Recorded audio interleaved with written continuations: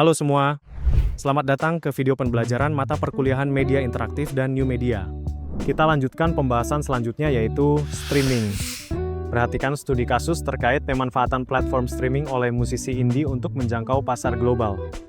Ardhito Pramono adalah musisi independen asal Indonesia yang dikenal lewat gaya musik jazz pop yang khas. Sebelum terkenal secara luas, Ardhito memanfaatkan platform streaming digital seperti YouTube dan Spotify untuk mendistribusikan lagunya secara global tanpa melalui jalur label besar. Dia adalah salah satu contoh bagaimana streaming mengubah cara pelaku industri kreatif khususnya musisi berinteraksi dengan audiens dan menghasilkan pendapatan. Tujuan pembelajaran. Pertama, memahami bagaimana streaming dimanfaatkan sebagai strategi distribusi dan promosi di industri kreatif. Kedua, menjelaskan proses produksi hingga monetisasi konten kreatif melalui platform streaming.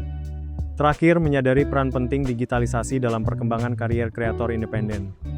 Berikut langkah-langkah strategis yang diterapkan. Pertama, mendistribusikan lagu via digital streaming platform.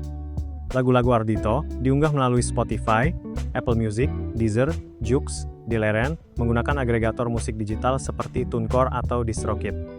Ini memungkinkan lagu miliknya tersedia di lebih dari 100 negara tanpa perlu distribusi fisik.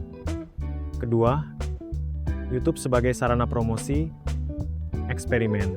Ia mengunggah video akustik dan behind the scenes di YouTube sejak awal karier. Beberapa video viral seperti What Do You Feel About Me memperluas audiens secara organik tanpa iklan berbayar. Ketiga, live streaming konser virtual. Selama pandemi, Ardhito menggelar konser virtual melalui YouTube Live dan TikTok Live. Menjual tiket digital dan membuka donasi melalui link yang terintegrasi di deskripsi video, live chat. Lalu keempat, interaksi dengan penggemar. Melakukan sesi Q&A dan live streaming musik untuk menjaga engagement audience. Memanfaatkan fitur Spotify for Artists untuk memahami demografi pendengar dan merancang strategi promosi. Perhatikan grafik mengenai hasil dan dampak berikut. Jumlah pendengar bulanan 2 juta di Spotify. Negara pendengar terbanyak hanya Indonesia, Filipina, Jepang. Sumber pendapatan utama event offline royalty streaming, sekaligus konser online jangkauan promosi lokal global di Asia, Eropa. Berikut beberapa poin insight pembelajaran yang didapat.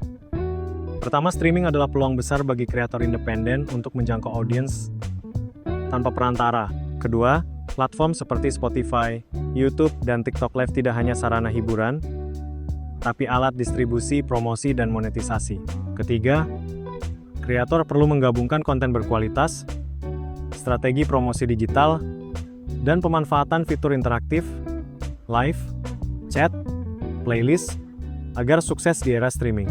Dan keempat, data dari platform streaming membantu kreator memahami perilaku audiens secara real-time. Untuk kesimpulan, studi kasus Ardhito Pramono menunjukkan bahwa streaming telah merevolusi cara kreator menyampaikan karya, membangun penggemar, dan menghasilkan pendapatan. Bagi pelaku industri kreatif, kemampuan untuk mengelola, mendistribusikan, dan mempromosikan konten melalui platform streaming adalah keterampilan penting di era digital saat ini.